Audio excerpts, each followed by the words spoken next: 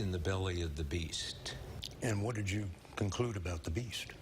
That people better wake up to what's going on. Washington Post Associate Editor Bob Woodward defended his explosive new book about the Trump White House over the weekend. Woodward's colleague, Madison native, and associate editor of the Washington Post as well, David Maraniss, joins us. Welcome. Thank you. Back. It's good to see you again. Good to see you. It's always good to be here. Summer flying by. Summer in Madison. So you know Bob Woodward personally.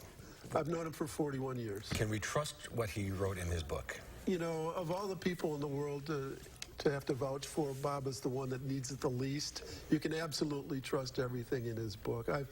I've learned from Bob for 4 decades. I know how meticulous he is. I know that his constant phrase was get the documents, whatever they are. He would always say, go back and do another interview. The more you know, the better the interview will be. He taught so many Post reporters how to do it. In his house in Georgetown, he has file cabinets full of every interview he's ever done. Even if he's talking to me about Bill Clinton or Barack Obama, afterwards he'll write a memo about it and put it in his file cabinets.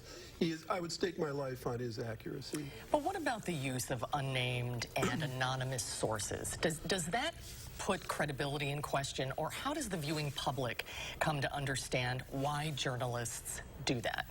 Well, it depends on what you're writing about. For instance, in my books, where if I'm not dealing with a politician or something that's happening in that moment, I will, in the back of the book, have notes for every single interview I've done.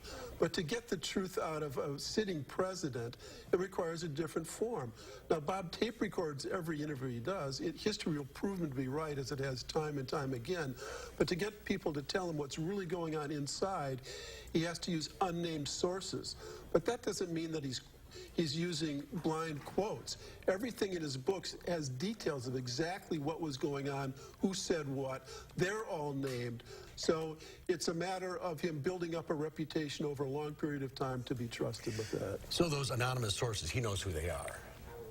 Well, he talked to every one of them. They came, you know, and they're all on tape recording. So yes, absolutely he does. He doesn't know who the anonymous is, though. Right. In the New York Times. The op-ed. No, yes, no. And that's sort of a 1-2 punch against this president, his book and that op-ed piece.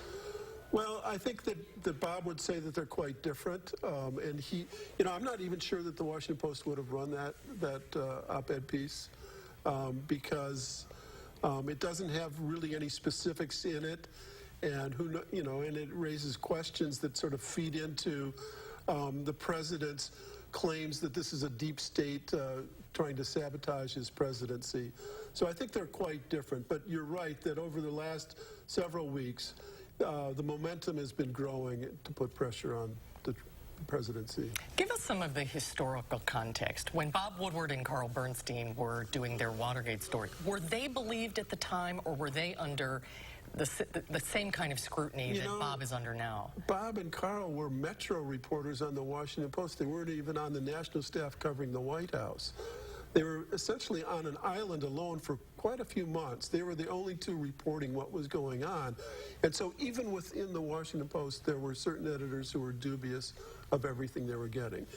Ben Bradley, the top editor, and Howard Simons, the managing editor, believed in them, trusted them.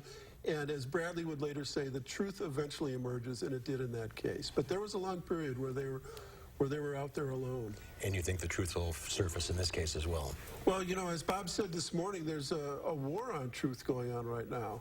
And, you know, that's why I felt compelled to, you know, as I said, he doesn't need vouching for, but in that war on truth, I think it's important for every serious journalist to say we're on Bob's side. And how important are these midterm elections going to be? I think the midterm elections are the key to everything, even more so than the Mueller investigation. You know, if the Democrats get control of the House, then everything changes. Interesting times ahead. Yes, indeed. David, thanks for being with us today. David, great to see you. Welcome back to Madison.